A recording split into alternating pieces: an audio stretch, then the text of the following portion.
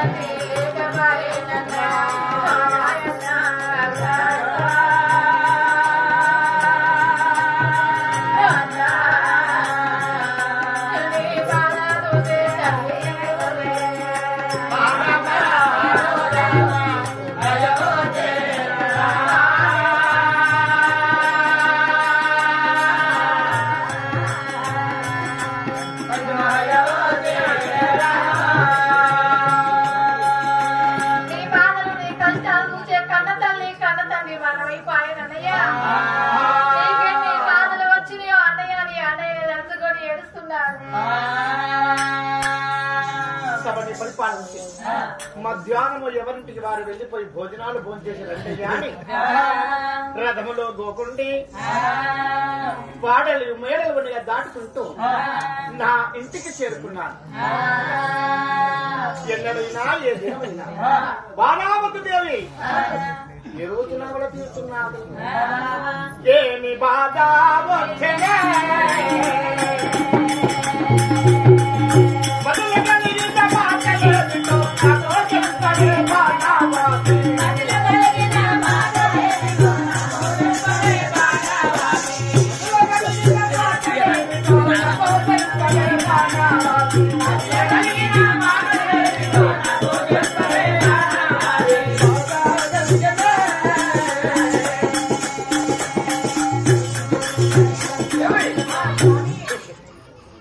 నీ హృదయములో ఎలాంటి ఎతలున్నావి, బాధ ఉన్నది. నీ బాధ నాతో వివరించము. నా కష్టాలు చెప్పమంటారా స్వామి? ఏమని చెప్పవాలెనో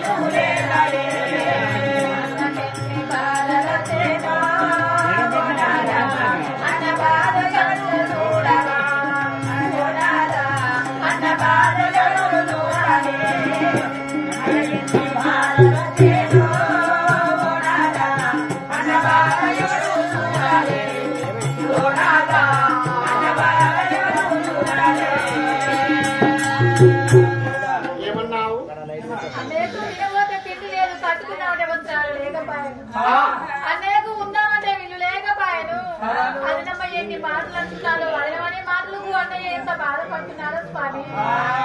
అన్నయ్యకి ఎన్ని బాధలు వస్తున్నాయని అన్నయ్య గురించే కదా నా బాధ అంతా. మా అన్నకు 16 గుంజల పందిరి వేసి తల్లి తండ్రి చచ్చిన నాటి నుండి అయినా నేటి వరకు మా అన్న ఏమి తింటున్నాడు? ఎందుకు బాధపడుతున్నావు? నేను ఉండగా నువ్వెందుకు బాధపడుతున్నావు? ఇటువంటి మాటలు నీ హృదయంలో ఉంటే నాతో ఎప్పుడో చెప్పేదానవు. అయినా ఇప్పుడు చెప్పిన దానికి చాలా సంతోషపడుతున్నావు. మీ అన్న పేదవాడైతే మనము పేదవాళ్ళమా?